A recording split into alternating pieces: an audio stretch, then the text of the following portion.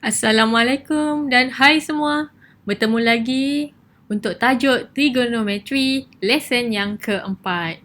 Okey, untuk lesson yang keempat ni, cikgu akan ajar macam mana nak menentukan nilai sudut dalam sukuan 1 yang sepadan dengan nilai sudut dalam sukuan 2, 3 dan 4. Apa benda ni kan?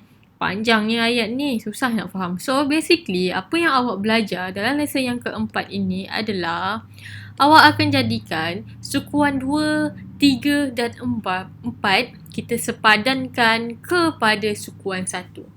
Okay, seperti yang kita tahu, sukuan 1 ni adalah sukuan yang mempunyai sudut antara 0 hingga 90 darjah. Apabila sudut antara 0 hingga 90 darjah ni adalah kita namakan sebagai sudut tirus sebab sudutnya kecil je. Tetapi sukuan 2, 3 dan 4 ni sukuannya besar. Kan? So kita nak ambil sudut yang kecil sahaja. Okay, so kita tengok yang ni. Okay, so untuk kita sepadankan sukuan 2, 3 dan 4 kepada sukuan 1, ada dua perkara yang perlu awak tengok. Iaitu yang pertama, tanda. Tanda ni bermaksud dia positif ke negatif. Manakala sudut, macam mana nak tentukan satu-satu sudut. Kalau sukuan 2 macam mana nak tentukan? Sukuan 3 macam mana? Sukuan 4 macam mana?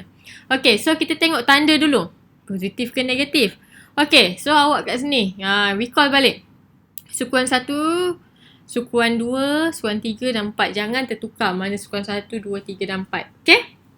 So, awak boleh tengok. Sukuan 1 adalah sudut 0 hingga 90 darjah sahaja. Okay. Sukuan 2, sudutnya besar. Okay? Sudutnya besar. Dia lebih besar dekat sini. Dia antara 90 darjah hinggalah 180 darjah. Sukuan 3, 180 darjah hingga 270 darjah. Manakala sukuan 4 antara 270 darjah hinggalah 360 darjah. So, kalau untuk sukuan 1, A ni adalah all. All tu adalah semua. Semua positif. Apa benda yang semua positif ni? Maksudnya, kan kita ada belajar dalam trigonometri ada sin, tan dan cos.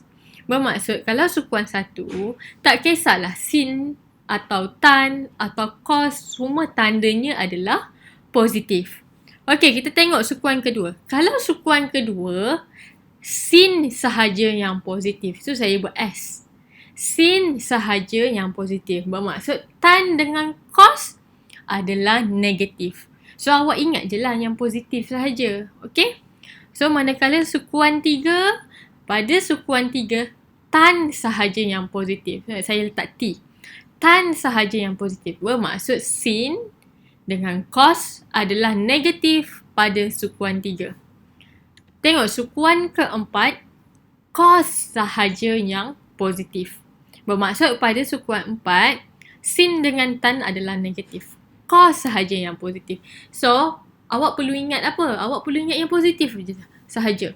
So, awak ingat macam A, S, T, K. Cara nak ingat lah. Selalunya cikgu ingat macam ni. All signs teacher kind. Kan semua cikgu sign awak semua baik kan? So, maksud awak ambil yang depan A, S, T, K. Macam tu cara nak ingat lah. Lebih mudah. Okay? Tengok pula macam mana nak tentukan sudut. Okay. Untuk sudut, kita ada 4 sukuan kat sini. Okay. Kita tengok dulu satu per satu. Sudut pada sukuan pertama. Okey, saya tukarkan kepada pen dulu. Okey. Sudut pada sukuan pertama tak ada masalah. Sebab kita nak tukarkan kepada sukuan 1 kan. Sepadan sukuan 1. So, dia memang ada pada sukuan 1. So, sudutnya adalah theta. Dia tak akan berubah pun. Okey. Okey, saya padam ni. Kita tengok pada sukuan kedua. Okey. Kalau sukuan pertama dia tak berubah pun. Theta tetap theta. Okey, macam mana pula kalau sukuan kedua? Okey, contoh kita ada satu line pada sukuan kedua. And then, soalan akan bagi theta yang ni. Ingat dia punya 0 darjah start daripada X yang sebelah kanan ni. Daripada sini sampai line ni. Okey, Itu adalah theta yang akan soalan bagi. So, tetapi kita nak cari sudut tirus. Kan kita nak sepadankan sukuan satu. Sukuan satu adalah sudut tirus. Sudut yang kecil. Kalau theta yang ni dia dah lebih dari 90 darjah. Dia tak kecil je, sudut besar. So, macam mana kita nak buat adalah, okey, cikgu tukarkan colour pen ni supaya awak boleh nampak lebih jelas. Mana pen colour? Okey, kita tukar kepada blue. Okey, so kita jangan ambil yang theta yang besar tu. Kita ambil sudut yang kecil kat sini. Ni adalah sudut tirus dia. Yang ni yang besar ni kita panggil sudut cakah. Okey, kita ambil sudut yang ni. Sebab kat sinilah kita nak cari. Macam mana nak cari sudut ni? Macam mana nak cari sudut ni punya nilai? So, awak tahu satu garisan lurus adalah 180 darjah kan? So, kita nak cari sudut yang warna biru ni adalah 180 tolak dengan theta. Macam tu. Okay. So, make sure sudut tirus yang awak cari adalah daripada line ni sampai paksi X kat sini. Jangan awak pergi ambil yang dekat atas ni. Salah. Okay. Salah sama sekali. Ambil yang pada paksi X. Dia mesti sentuh paksi X. So, apa yang perlu awak tahu adalah sukuan 2 adalah awak perlu buat 180 tolak theta. Selesai. Okay. Okay, next kita akan pergi ke sukuan 3. Sukuan 3. Okay, saya tukar balik. Saya tukar balik kepada warna merah tadi. Okay. Okay, so tengok ni. Daripada 0 darjah kat sini, dia akan pergi sampailah di sini. Okay, itu adalah satu sudut yang besar. Ini adalah sudut yang soalan bagi, theta. Sudut yang besar. Kita tak nak guna sudut yang ni. Okay, kita mesti cari sudut yang kecil. Tapi, sudut kecil yang mana? Okay, saya tukar colour lagi.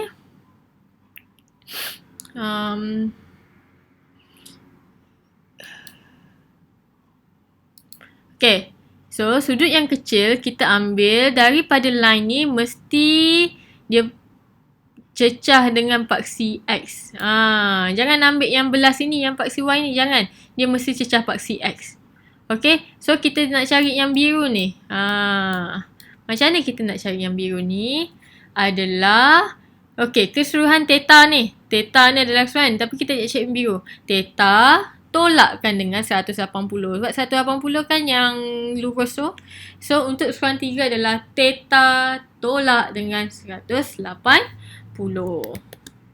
Okay, next kita pergi sukuan yang keempat. Sukuan keempat macam mana pula? Okay, saya tukar colour lagi.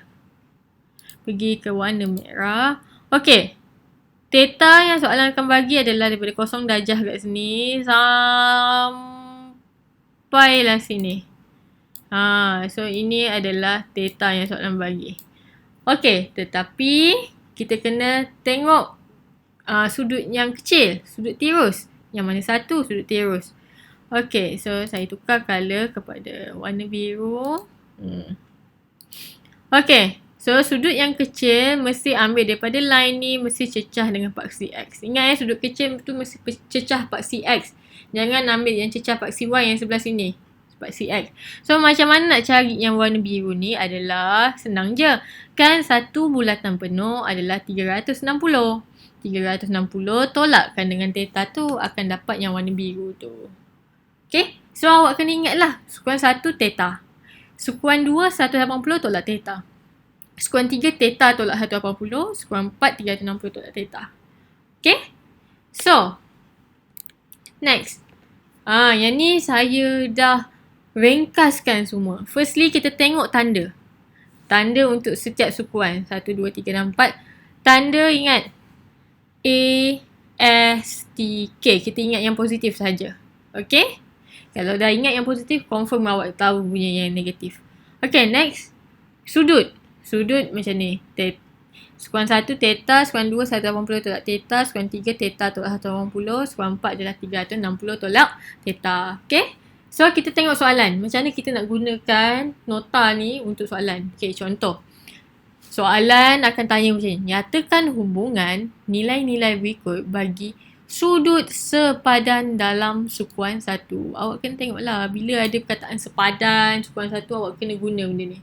Okay, kalau boleh awak lukis benda ni dekat sebelah kertas awak, kertas exam awak tu kan. So, senang awak nak rujuk. Okay, soalan 1. Sin 125. Macam mana nak sepadankan sukuan satu? Okay, firstly, awak tengok dulu dia punya 125 tu. Dia punya sudut. 125 ni sukuan ke berapa? Okay, 125 ni adalah sukuan yang kedua. Okay, so awak dah tentukan dia sukuan kedua. Okay, sukuan kedua, kalau sin, positif ke negatif? Awak tengok. Sukuan kedua, sin adalah positif. So, awak tulis je lah. Sama dengan positif. Positif tak payah tulis lah kan? Positif sin. Okay, and then macam mana pula dengan dia punya sudut? Sudut tu adalah, awak kena tolak ni. 180 tolak theta. So, bermaksud 180 tolak 125. Macam tu je. So, sama dengan sin 180 tolak 125 adalah 55. Sin 55. Okay? Macam tu. Ni jawapan akhir dia. Okay, soalan yang kedua. Kita kena sepadankan cos 215 kepada sukuan 1. Kita tentukan dahulu. Ni sukuan ke berapa ni? 215 adalah sukuan yang ketiga. Jangan salah sukuan, okay? And then kita tengok sukuan ketiga untuk cos. Positif ke negatif? Kita tengok sukuan ketiga. Oh, sukuan ketiga tan yang positif. So, bermaksud cos adalah negatif. So, awak tulislah sama dengan negatif cos. Macam tu. And then, macam mana pula dengan dia punya sudut? Sudut dia adalah theta tolak 180. Bermaksud 215 tolak dengan 180. Ni adalah theta lah 215 tolak 180. So, awak akan dapat negatif cos 35. Macam tu. Okay? So, soalan nombor 3. Sepadankan tan 316 kepada sukuan 1. So, first thing awak kena ingat 316 ni sukuan ke berapa? Dia adalah sukuan yang keempat. So, kita tengok sukuan keempat dengan tan positif ke negatif? Tengok sukuan keempat ni. Sukuan keempat cos positif, bermaksud tan negatif. So, letak negatif tan. And then dia punya sudut ni buat macam mana? 360 tolak theta, bermaksud awak kena buat 360 tolak 316. So, dapatlah negatif tan 44. Macam tu je. Okay? So, basically, awak mesti kena ingat yang ni. Dalam ni tak ada dalam exam tau. Awak mesti ingat. Kalau dapat je soalan sepadan ni, terus lukis benda ni dekat sebelah. Supaya awak, sebelah paper awak tu, supaya awak boleh wujud. Okay? Okay. Tapi tertanya juga kan, kenapa perlunya sukuan 2, 3 dengan 4 ni perlu disepadankan kepada sukuan 1? Kenapa? Sebab untuk cari nilai sin, cos dan tan menggunakan buku graf. Pada zaman dahulu, tak ada kalkulator tau. Belum ada orang buat kalkulator. So, dia menggunakan buku graf untuk tentukan nilai sin, cos dengan tan. Ni buku graf dia macam ni. Kalau awak tengok buku graf ni, kat sini ada angle. Angle ni dia punya sudut lah. Sudut ni 0 sampai 45 kan. Dia sambung 46 sampai 90. Tengok, dia sampai 90 saja. Tak ada yang 91, 92 yang lebih daripada 90. Tak ada. So, dia hanya sampai sukuan 1 sahaja. So, that's why dia orang kena buat sepadankan kepada sukuan 1. Tapi kalau sekarang, tak ada masalah pun. We guna kalkulator terus. Kalau tak sepadankan sukuan 1. Okay? So, contohlah sin 206. Sin 206 ni adalah sukuan 3. Okay. So, kita tengok sukuan 3 untuk sin, positif ke negatif? Sukuan 3, sukuan 3 tan yang positif. So, maksudnya sin negatif. So, negatif sin. And then, 206 tu kena buat apa? Kena tolak dengan 180. So, akan dapat negatif sin 26. So, barulah kita boleh tengok dekat graf, buku graf ni. Negatif sin 26. Ni lah. Sebab kita tengok kan 26 kat sini adalah jangan lupa negatif lah. Dalam tu tak tulis negatif. Negatif 0.4384 macam tu. Tapi kalau sekarang awak cuba tekan kalkulator awak sin 206, terus dia dapat jawapan ni. Okay, tapi macam mana pun awak kena belajar ni juga sebagai sebagai minda awak, dan awak tahu apa sejarahnya, kenapa kita kena buat benda macam ni. Okay, yang kedua juga kita lebih mudah lah untuk handle nombor yang lebih kecil berbandingkan kita nak tengok macam 206 tu besar kan. Kalau kita tengok 26 kecil kan, dia lebih senang untuk kita handle nombor yang kecil. Okay, so terima kasih semua.